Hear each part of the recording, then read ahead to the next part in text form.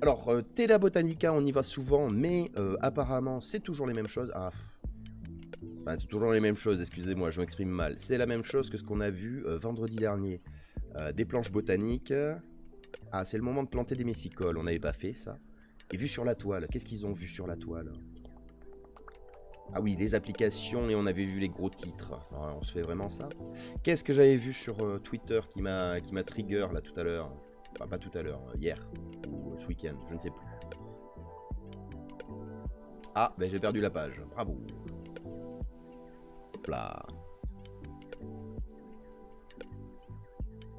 Ah oui, alors ça. Bah voilà, on va aller voir ça. J'ai pas eu le temps de... Aïe, au secours. J'ai pas eu le temps de l'explorer. Donc, on va aller voir ça.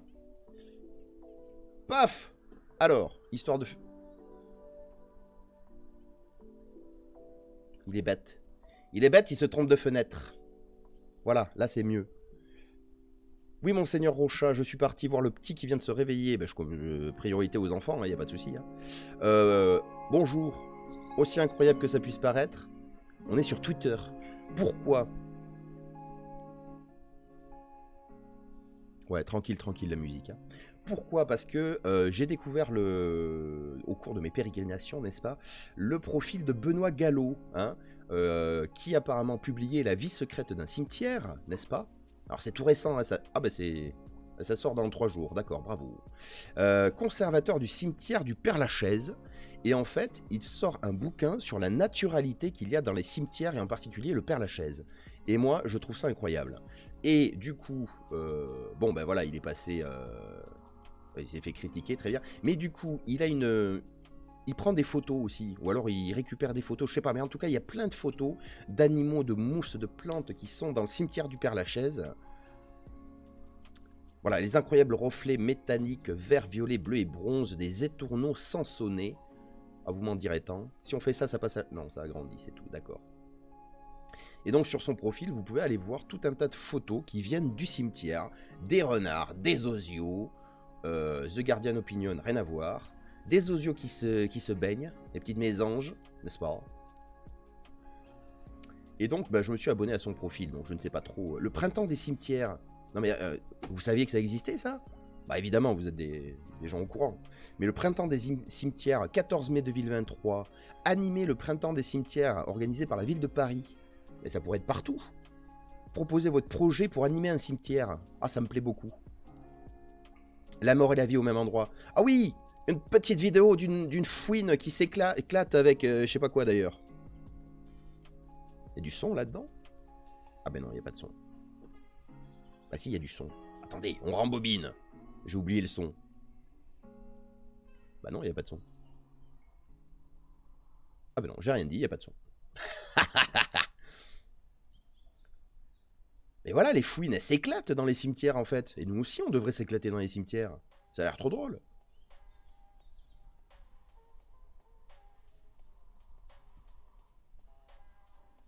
Ah, ben ah oui, d'accord. Allez, c'est... Qu'est-ce qu'ils lui ont fait, Starbuste? C'est de la violence végétale, là. Ah oui, d'accord. Ah oui, oui, oui, oui. Donc la fouine, hein, c'est la famille du furet, hein, c'est le truc qui est capable de te retourner ton appartement si tu l'as en animal de compagnie. Et là, on comprend bien. Hein. Magnifique, les fouines du matin.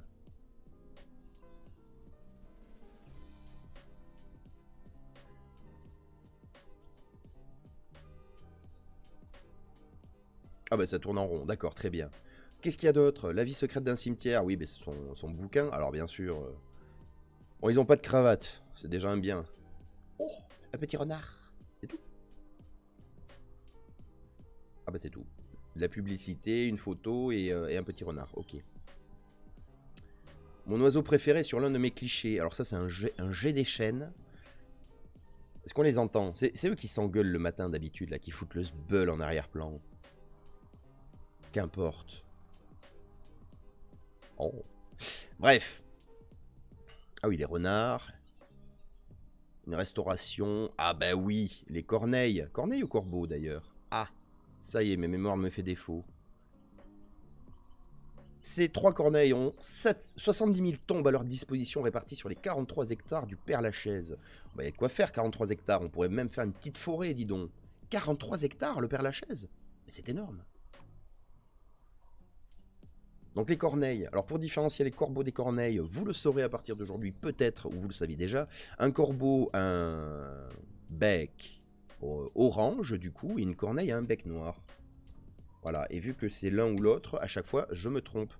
Et évidemment je tape corneille orange, parce que mon cerveau n'est pas Pierre Corneille, au secours internet, voyons. Voilà, corneille, paf, vous voyez le bec noir, et si je tape Corvax... Corvus Corvax, il a le bec noir aussi. Et ben voilà. Comment ça? Bah alors, qu'est-ce que j'ai mémorisé? Différencier corneille et corbeau. Le corbeau est de plus grande taille, blablabla. Bla. Ah bon? Y a pas une histoire de bec? Salut Amaterasu, bonjour, bienvenue, bon réveil, comment vas-tu, toi? Moi, je suis en retard.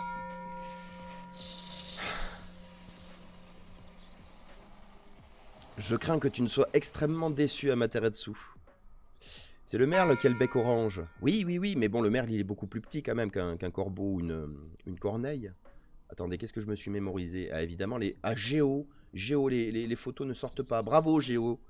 Alors du coup, merci beaucoup du fond du portefeuille Amaterasu pour ton don, n'est-ce pas? Et je sais que tu veux une petite chanson, ça sera la petite chanson du matin fatigué, donc jette un sou au sorcier... Ça c'est la version originale, il faut pas, on n'a pas les droits. Jette un sou au petit streamer, ô utile monnaie qui finance mes projets. Et voilà, ça c'est fait. Géo, il n'y a pas une image qui sort dans ton article? Oh, je vais péter un câble. Oh, t'inquiète. Tant que t'es là, c'est le principal. Oui, bah ce matin, ça a failli pas être là. Hein. Ah bon? Bah lui, il a le bec gris et blanc, alors on n'est pas arrivé, quoi. Ah bah je vous dis des bêtises. Ah bah mince.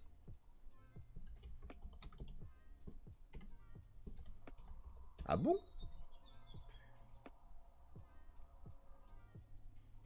Ouais. Alors. Ah ouais, mais non, mais c'est compliqué les osios, hein.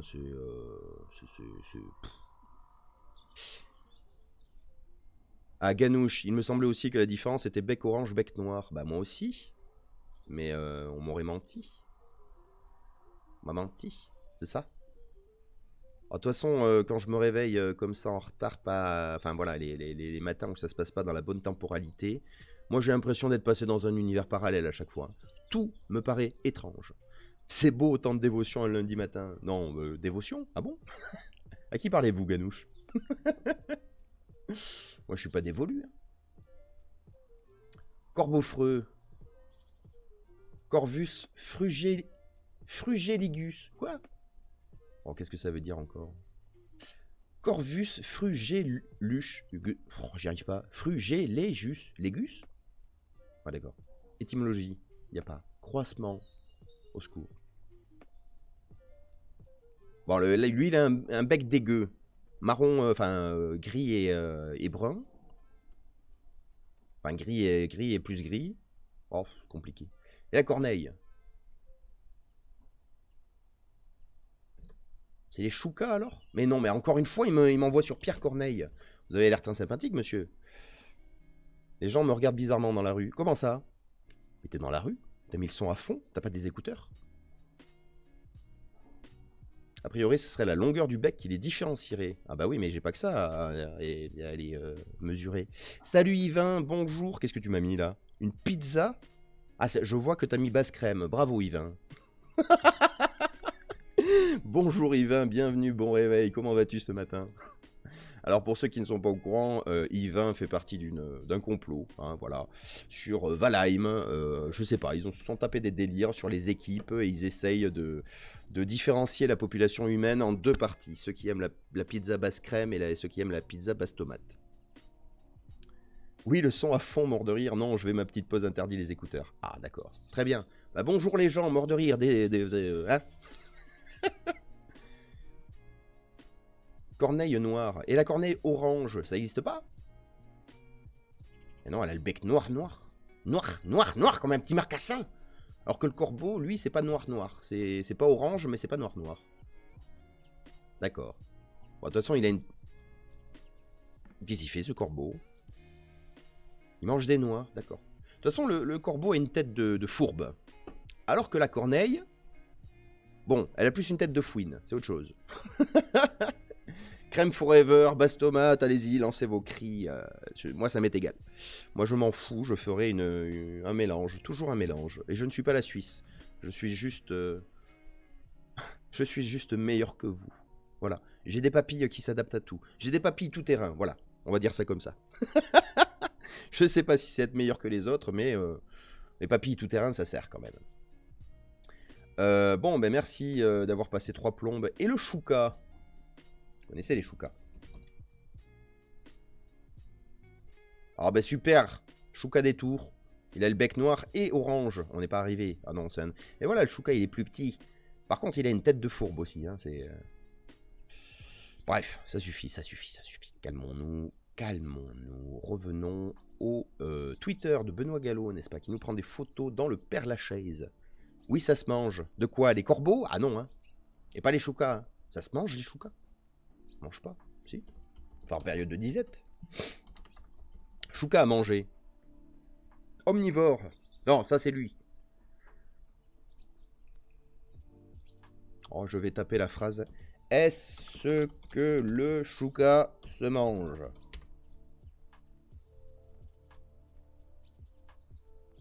Ah, 5 choses à savoir sur le chouka des tours. Ah bah ce matin on est en mode roue libre, hein, désolé.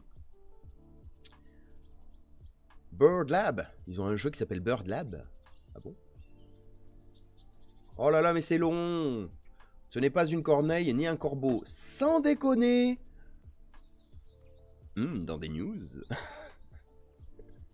Je sens la réflexion. Mais moi, non. Ce matin, je n'ai pas 2 secondes de mémoire. Je suis déjà concentré là-dessus. Viginature qui nous dit, bah le chouka, ce n'est ni un corbeau ni une corneille. Ouais. Il a le sens de la famille. Il niche dans les cheminées. Bravo. Il est malin comme un singe. Il a permis de découvrir le phénomène d'empreinte. C'est bon, les choucoulas. Exactement, les choucoulas. Attendez, ça m'intéresse. Il a permis de découvrir le phénomène d'empreinte. En 1927, le célèbre ethnologue Konrad Lorenz recueille un jeune chouka qu'il a baptisé Tchok. Oh, ça a l'air... On dirait le début d'une mauvaise blague. Il observe un phénomène surprenant. Devenu adulte, Tchok préfère rester avec lui plutôt que de rejoindre ses congénères. Un phénomène qui se reproduit avec d'autres individus, mais aussi avec des oies cendrées. Lorenz venait ainsi de découvrir le phénomène d'empreinte. À la sortie de l'œuf, l'oisillon s'attache à la première chose qu'il voit. Ça m'a toujours fasciné. Si dans la nature, le zozio, il sort de l'œuf et il se retrouve face à l'arbre. Du coup, il prend l'arbre pour sa maman. Non, je suppose qu'il s'attache à la première chose qu'il voit et qui est vivante et qui bouge, qui est animale, quoi. Du coup, que ce soit sa mère, naturellement, mais aussi un homme, voire un objet. Ah ben non, ça marche avec les objets, apparemment. En effet, Lorenz a montré que l'expérience fonctionne aussi avec des oiseaux en bois. Oh. Incroyable. Bird Lab. Ouais, bah, peut-être pas aujourd'hui. Bon, allez, trêve de galéjade. Du coup, Jim. Ah, mais c'est pas le Père-Lachaise, ça. Ça doit être chez Monsieur Gallo. Oh, le gentil petit renard qui bâille. J'adore. Encore une fois, un jet des chênes. Alors, le jet des chênes, très facile à reconnaître parce qu'il y a cette petite plume, ces petites plumes d'ailleurs, elles sont plusieurs, métalliques, d'un bleu métallique sur le pourtour des ailes, enfin sur le pourtour, pardon, sur l'attaque de l'angle de l'aile. Et ça, c'est typique, hein. Vous avez la petite tache noire, vous avez la grisaille générale, la queue et le bout des ailes colorées, mais surtout ces reflets métalliques bleutés. Vous êtes chez Jean-Michel Jet des chênes. Un petit rouge-gorge.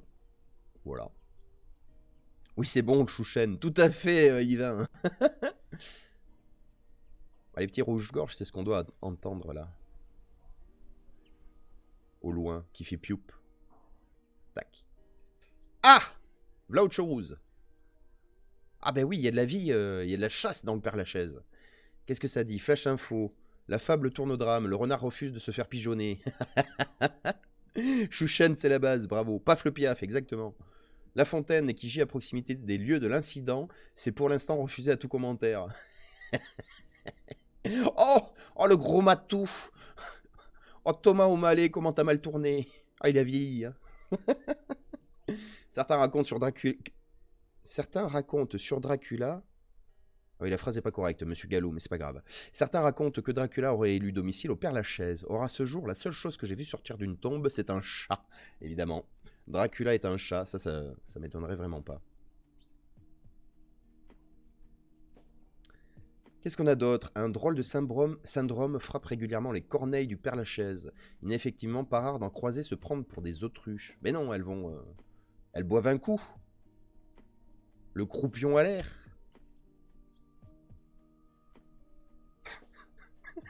C'est vrai que quand tu fais collection de photos, ça fait un petit peu manifestation, quoi. Comme quoi, gardien du Père-Lachaise, hein, c'est un travail où on passe sa journée à prendre des photos de corneilles, hein, c'est pas mal. Quand les portes du Père-Lachaise sont closes, les fouines tiennent compagnie à Félix Faure, dont elles semblent apprécier le gisant et l'arbre qui le surplombe. Encore les fouines. Elles sont partout.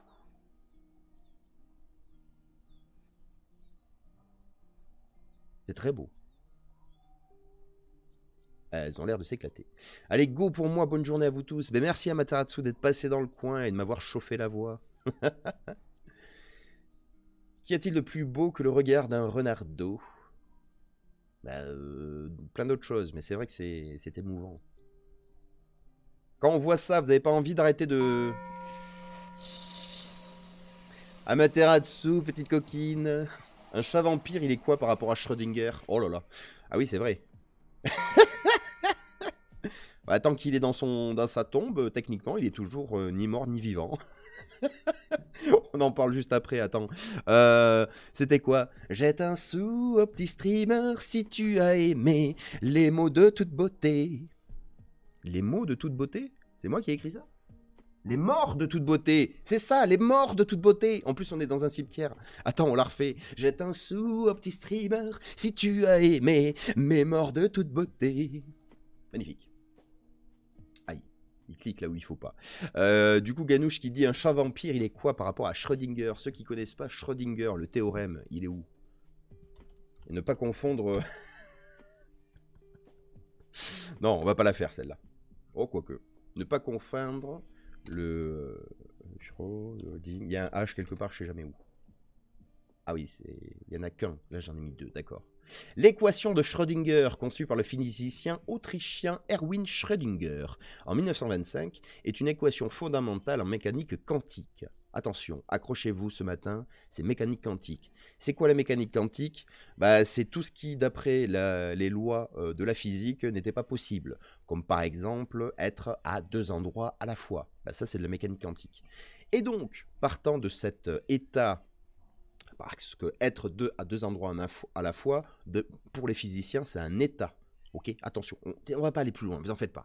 Et donc cet état de mécanique quantique peut s'appliquer à la question de si on met un être vivant dans une boîte, vu... Alors c'était quoi? Attendez, parce que je m'en souviens plus. Oh là là, c'est le matin, j'essaye de faire mon malin. Elle est où? La démarche formulation moderne. Ah oui, voilà, vous voyez, la mécanique quantique, c'est ça, mais sinon ça peut être une blague sympa. Pas le théorème. Le chat de Schrödinger. Allez, voilà. Je vais lire Wikipédia, ça sera plus efficace. Toi, t'es chez toi et sur l'écran. Oui, non, mais... ah oui. Ah, je sais pas si ça rentre dans la mécanique quantique, ça. Un chat est enfermé dans une boîte, avec un flacon de gaz mortel et une source radioactive. Comme quoi, voilà, hein, il peut... Hein. Si un compteur Gégère détecte un certain seuil de radiation, le flacon est brisé et le chat meurt. Selon l'interprétation de Copenhague, ça y est, ça recommence, le chat est à la fois vivant et mort. Pourtant, si nous ouvrons la boîte, nous pourrons observer que le chat est soit mort, soit vivant. Donc ça, c'est une manière de faire comprendre la mécanique quantique, d'après ce que moi j'en ai compris.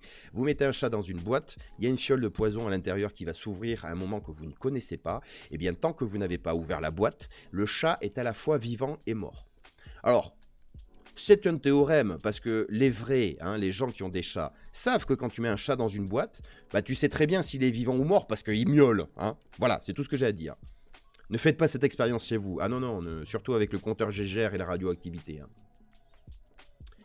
Donc du coup, le chat de Schrödinger est une expérience pensée en 1935, comme quoi, hein, déjà à l'époque on s'emmerdait sévère, hein, afin de mettre en évidence des lacunes supposées de la physique quantique, et particulièrement mettre en évidence le problème de la mesure. Voilà. Et donc en science, vous le savez, la mesure, c'est problématique, parce que, de base, c'est où? C'est là. De base, on considère que l'observant, donc celui qui observe, va changer le comportement de l'observé. Et donc ça permet à certains scientifiques aujourd'hui d'aller jusqu'à ce que je trouve, mais celui qui a imaginé ça, mais magnifique, ça permet d'aller jusqu'à dire, ma théorie est juste, n'importe laquelle, hein, n'importe quelle théorie qu'ils présentent, ils disent ma théorie est juste, le problème, c'est que si vous voulez la vérifier par de l'expérimentation, vu que vous serez en train de regarder ce qui se passe, eh bien ce que je décris ne se produira pas. C'est quand même incroyable, non?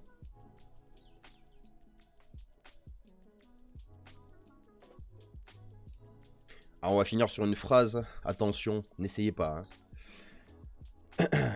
Selon l'interprétation de Copenhague, c'est la mesure qui perturbe le système et le fait bifurquer d'un état quantique superposé, à la fois le chat est vivant et mort, mais avec une probabilité de désintégration dans un intervalle de temps donné, qui, elle, est parfaitement déterminée vers un état mesuré. Oh! Ah, c'est mon chat. Non, le mien, il a des vrais yeux verts. Quelqu'un a essayé de copier mon chat, il n'a pas bien réussi. Bon, qu'importe. C'est quoi ça? C'est un merle. Oui, c'est un petit merle, tout simplement. Encore un jet des chaînes. Waouh! Un plein plongeon! Incroyable! Et en plus, avec cet air blasé, en mode wesh gros, je fais ça tous les jours. J'adore. Oui! Hop! Bon timing. Merci Ganouche. C'est incroyable. Quelle heure est-il? 9h35, ça va, ça va. Oh, le petit minou, le petit dadoun. Attendez. Bien que je sois contre la guerre et pour la paix, cette rixe dans les allées du Père-Lachaise est l'une de mes observations préférées. D'accord. Un petit micro? Non, il n'y a pas de son. Alors, la rixe. La rixe. Allez, vas-y, vas-y, vas-y, vas-y. Ouais. Ah oui. Oh, ça fait joujou, c'est mignon.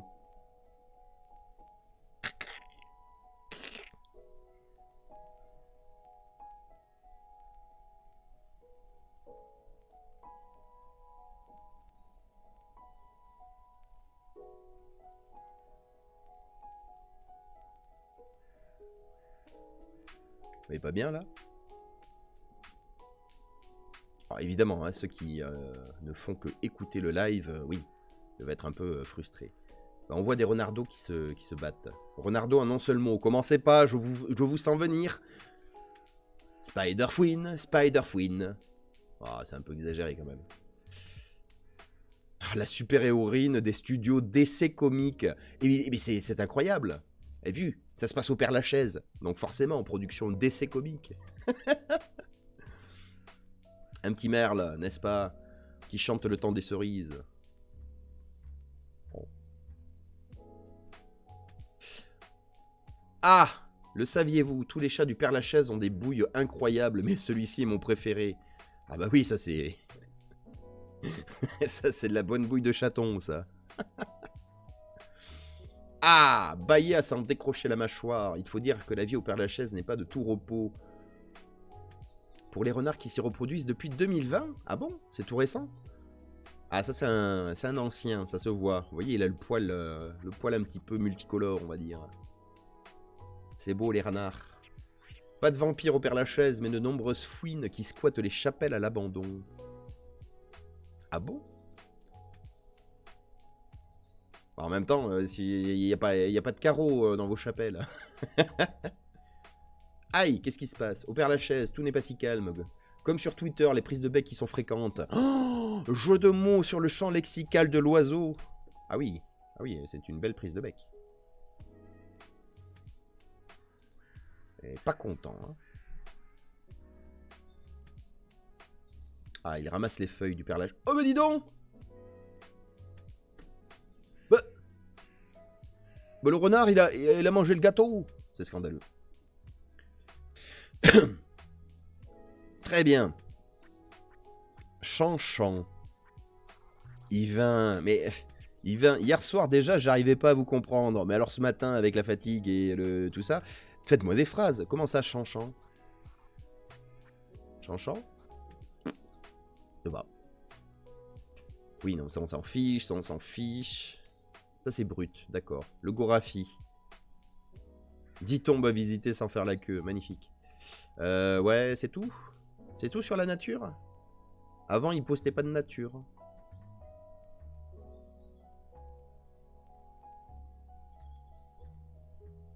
Ah si. N'hésitez pas à passer par le cimetière du Père-Lachaise pour découvrir la belle exposition des photos. Ah ouais. Ah mais c'est classe quand même. Hein. Cet ange à qui il manque une aile, champ lexical de l'oiseau. Oui, non mais oui, bien sûr. Tu me fais toujours pas des phrases entières. Mais Yvain, mais quelle est cette fainéantise du matin? Complément sujet-verbe, vous allez voir, ça change la vie. Allez, petit mignon chaton. Ça quand même. Ce côté iridescent. Bon, c'est très beau. Allez, on est chaud là, 9h40. Ouais, on est bien chaud. Ouais, ça fait... Ah non, on a commencé en retard, mais quand même. On va se faire un petit vue sur la toile, hein, histoire de revenir un petit peu. Donc un article sur les différentes applications. J'ai pas envie de le lire. Non, j'ai pas envie. Il va falloir l'illustrer, j'ai pas envie. Je veux des articles courts et rigolos. Ah, Zoom Nature. C'est long, mais c'est sympa. Le roseau, non. Ah ben voilà, pour vous adapter facilement au passage à l'automne, buvez des jus de pousses de blé. Oh. Les babos, ils sont de retour. Quand la Chine déboise, non. Ah, environnement, quand la cueillette de glands permet de sauver les forêts. On va parler de glands, j'aime bien. C'est la saison, de toute manière. Quoi? C'est un reportage? On va pas regarder un reportage. Environnement, quand la cueillette de glands permet de sauver des forêts. Mercredi 19 octobre correspond au moment de la récolte des glands de chêne. Ah, c'est très précis. Une pratique qui permet de sauver les forêts qui participent à leur repeuplement. Cette phrase ne veut rien dire. Comme dans la forêt domaniale de Villefermois en Seine-Maritime. C'est où ça? On va y découvrir des choses. Villefermois. Au sud-est de Paris, à côté de Provins. À côté de Montereau-Foltionne. Oh là là. Ouais. Forêt de Villefermois. Bah oui, mais alors. Ah, c'est là. D'accord. Alors, voyons. Ah oui, c'est... C'est un petit morceau de Limousin à 2 pas de Paris, j'ai l'impression. On va se mettre là, pile poil. Paf! Alors, qu'est-ce qu'on a? Un champ. Bravo! Ah, ça pourrait être le Limousin. Hein. Une haie. Alors, c'est quoi, là? Oh là, c'est mal défini. Bon, ça, c'est du frêne, d'accord. Ça, c'est du chêne, très bien. Ah oui, on parle de gland, donc forcément, il y a des chênes, quoi. Évidemment, penses-tu. Et là-bas, on a quoi? Sans doute du chêne aussi, très bien. On peut aller ailleurs. Hop là. Style dans une petite route en plein milieu, là. Ah ben non, ils y sont pas passés, Google. Là, on est en plein forêt, là. Paf! Ah, eh ben parfait. Oh, très joli. Mais c'est rigolo, ça. Alors là, on a quoi? Du noisetier, super. Du frêne. Du chêne. Ça, je sais pas. J'espère du chêne aussi. Et bref, le stade forêt jeune. C'est le bazar, on rate pas dedans. Le stade de forêt plus âgé et bien géré. Petit numéro 530. Parcelle 530, magnifique. Moi, je veux rentrer là-bas.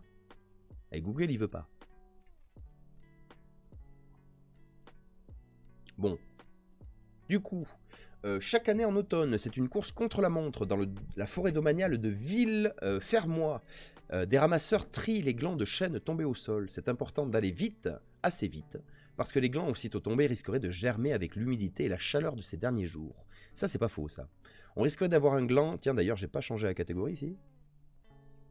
Ah si, je l'ai fait. Bravo. Qu'est-ce que ça disait? Oui, on risquerait d'avoir un gland qui a déjà germé et est impropre à la culture d'un plant par la suite. Et ça, c'est Emeric Diodouna. Diodouna. Eh ben, bon courage, Eric.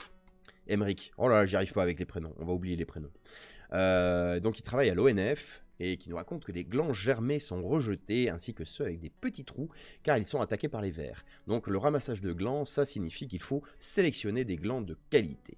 Les glands ne sont pas choisis n'importe comment, les agents étudient les arbres et leur robustesse. Ce sont des arbres qui ont jusqu'à 3 siècles d'ancienneté, et s'il a déjà cet âge, c'est qu'il a vécu des incidents climatiques et des glands ramassés au sol vont permettre d'avoir des arbres résistants au changement climatique. Ils sont ensuite traités avant de rejoindre une pépinière en Normandie. Au bout de 2 ans, retour à la forêt de Villefermois, où les nouveaux chênes repeuplent des parcelles vierges. Bah, du coup, si la parcelle est vierge, c'est pas un repeuplement, c'est un peuplement. Ce n'est pas une replantation, c'est une plantation. Bref. Le journal de 13 heures, ils ont pas de sous-titres. Tant pis, je vous coupe le son. De toute façon, c'est ce qu'on a entendu, hein. Allô? Bah, t'es passé où le son? Ah bah oui. Attendez. Chaque année en automne, c'est une course contre la montre. En forêt de Villefermois en Seine-et-Marne, une quinzaine de ramasseurs s'affairent à trier les glands des chênes tombés au sol. Ah, c'est pas le même texte que ce qu'on a lu. Allez, on regarde. Donc là, c'est important d'aller assez vite. Pourquoi? Parce que les glands aussitôt tombés, ils risqueraient de germer avec l'humidité, la chaleur ces derniers jours. On risque d'avoir des phénomènes comme ça. Voilà. Ça, c'est la petite plantule, le truc blanc. C'est la première radicelle. Qui a déjà germé, à peine est-il tombé au sol qu'il a déjà germé, et donc il est impropre à la culture d'un plant par la suite. Les germés sont On est quand même sur un truc fantastique, hein. Un type qui nous tient un gland germé, qui te dit c'est impropre à la culture d'un plant. Je sais pas si vous vous rendez compte. jetés, ainsi que ceux avec des petits trous. Ah, les petits trous! Car ils sont attaqués par les vers. Il faut C'est surtout qu'ils vont pas germer derrière, parce qu'il y a des chances que le ver ait grignoté la totalité du gland. garder les plus beaux glands. Ces fruits ne sont pas ramassés n'importe où. Les agents de l'ONF sélectionnent les plus beaux arbres en fonction de leur robustesse. Ce chêne magnifique a 300 ans et fait 30 mètres de haut. Et si la sélection est drastique, c'est pour préparer la forêt de demain aux nouveaux défis. Les arbres qu'on a sélectionnés, donc avec les glands qu'on ramasse, en fait, c'est des arbres qui ont jusqu'à 3 siècles d'ancienneté. S'il a déjà donc un âge de 3 siècles, c'est qu'il a déjà vécu des incidents climatiques. Les glands qui sont aujourd'hui au sol, qu'on est en train de ramasser, vont permettre d'avoir des arbres qui sont résistants au changement climatique. Peut-être. Voici la récolte de la journée. Plusieurs sacs de 30 litres qui seront identifiés et scellés pour assurer leur traçabilité. Allez, c'est parti, dernier sac. Ils partent ensuite pour être séchés dans une usine dans le Jura. Ces semences vont subir plusieurs traitements, comme un trempage de 3 heures dans une eau à 40 degrés. Au printemps, nouveau voyage pour ces glands, direction cette pépinière en Normandie où ils sont plantés. Et au bout de 2 ans, lorsque les petits arbres atteignent 30 cm, retour à la forêt de Villefermois. Ils vont repeupler cette parcelle vierge de 14 hectares, laboratoire de la forêt du futur. Oh bah oui! Laboratoire de la forêt du futur. Fallait bien finir sur une note un petit peu phénoménale, hein. Mais pas du tout, c'est une plantation, voilà. D'ailleurs, en termes de plantation, j'ai reçu un document, mais je ne vais pas le lire en direct. Un document très fourni sur le succès des plantations de l'année dernière, je crois. Et bon, c'est pas fameux, hein. Donc la plantation, ça ne fait pas tout. Bref. Pif paf pouf, on est où? Vu sur la toile, bon ça c'est fait. Merci beaucoup l'ONF de nous avoir montré, hein, comment vous glandez au travail. A disparu depuis des décennies, cette plante endémique d'Hawaï réapparaît dans un volcan.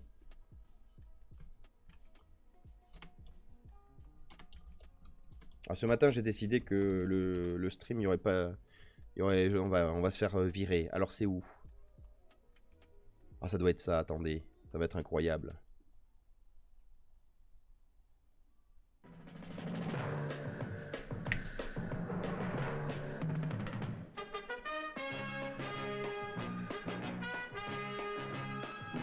C'est où? J'ai perdu le machin. Voilà, c'est là.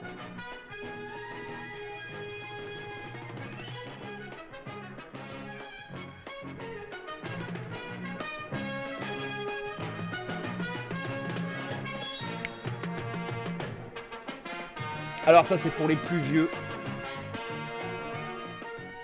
Les plus vieux auront reconnu comment ça s'appelle? La bande originale, le thème de la série Hawaii Police d'État, n'est-ce pas? Et puisqu'on part à Hawaï, ben voilà, mon cerveau malade a envie d'écouter ceci.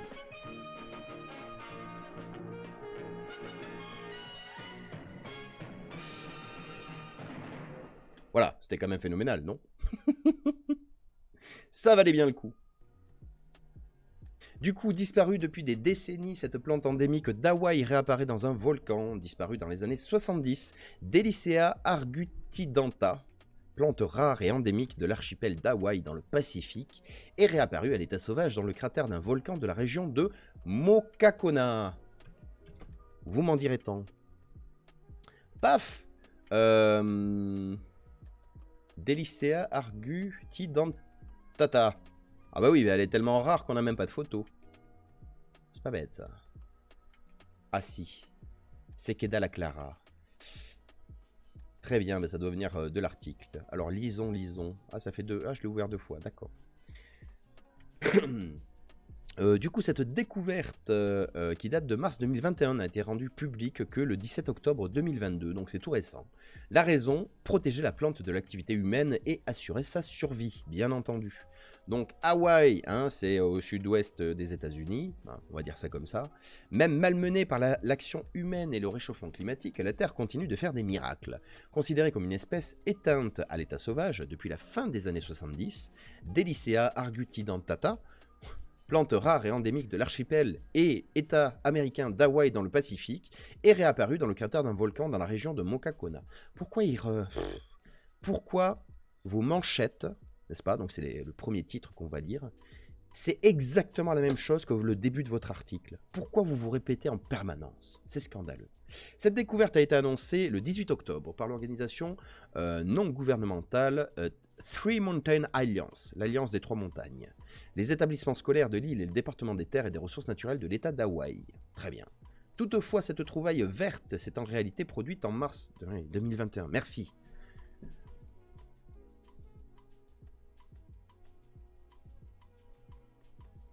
Trois différents spécimens ont été trouvés dans un cratère sur un terrain appartenant à l'une des écoles de l'île d'Hawaï. L'endroit exact est resté secret et une clôture de protection a été installée pour le garder en sécurité. Bravo. Le retour de cette plante est une très bonne nouvelle pour la diversité, nous confie Florian Jabour, professeur associé au Muséum d'Histoire Naturelle de Paris. Trouver 3 pieds directement est assez exceptionnel. Que sait-on de cette plante? Elle appartient à la famille des campanules. Ah ouais! Il y a des campanules à Hawaï. Alors chez nous, les campanules, voilà, ça va être ça, hein, plutôt. Petite plante.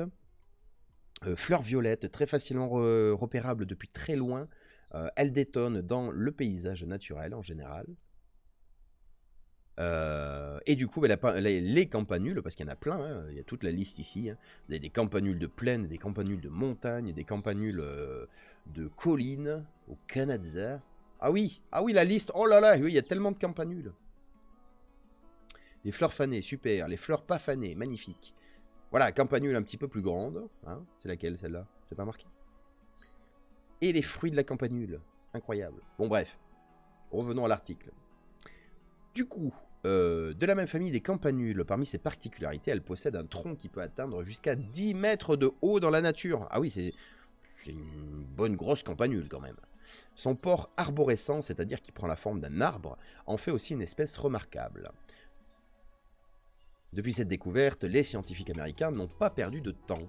Ils ont notamment réussi à manipuler la population de Delicea argutitandata. Allez, filez-lui un nom français, par pitié. Donc ils ont multiplié la population de ces plantes. Les plantes trouvées ont ainsi servi à reconstituer leur espèce et des graines ont été prélevées sur les 3 plantes du cratère qui ont donné lieu à 30 semis. Voilà. Alors, messieurs les concepteurs des jeux vidéo, dans la nature, une plante, ça nous donne 30 semis. Et c'est dans le cas d'une plante qui est disparue depuis les années 70. Donc ça fait 50 ans qu'on ne sait pas trop comment la cultiver, je pense. Voilà. Est-ce que vous pourriez en tenir compte dans les jeux? Parce qu'un oignon égale une graine. Bref. Je dis ça par rapport au live de Valheim de hier soir où on a découvert des oignons. Et quand tu plantes un oignon, eh ben, tu as une graine. Enfin, quand tu plantes une graine d'oignon, tu as un oignon. Ce qui est déjà aberrant. Et quand tu plantes un oignon, tu as 3 graines. Pardon, je mens, c'est 3 graines. Ben voilà. Là, des plantes rares, hein, 30 semis. Je dis ça, je dis rien. Pourquoi on est obligé d'aller sur Instagram pour voir des photos? Kamehameha School? C'est une blague.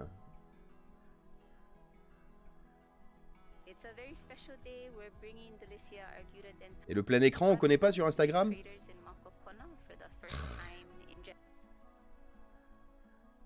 Et ça reprend au début. D'accord, Instagram, ça dégage.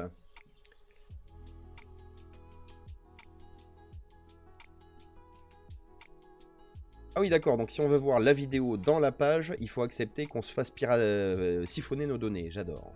Bref, dans une vidéo visible sur Instagram, Amber Namaka Whitehead. C'est beau la mondialisation, mais il y a des fois ça fait le mélange. La responsable des ressources naturelles des établissements scolaires de l'île, à qui appartient le terrain sur lequel ont été découvertes les plantes, a déclaré que cette découverte était une première étape vers un objectif beaucoup plus important de rétablissement des espèces rares. Nous avons besoin des deux, d'écosystèmes indigènes sains et de chacune de nos espèces rares. Ils sont d'une importance majeure pour notre identité culturelle hawaïenne, notre santé et notre bien-être en tant que peuple. Si vous voulez. Bon, mais bravo Hawaï pour cette redécouverte. 60, 30 et 20, 50, ouais 50 ans. 50 ans que la plante avait disparu. Allez, je vais me faire une petite pause pour aller chercher les champignons, manger un morceau parce que je n'ai même pas déjeuné. Ah ben c'était bien ça. Tiens, ça, bon, on peut faire ça. Allez, allez, Amaterasu n'est pas là, mais ça lui fera plaisir. Jette un sou au petit streamer, oh utile monnaie, j'ai pas encore déjeuné.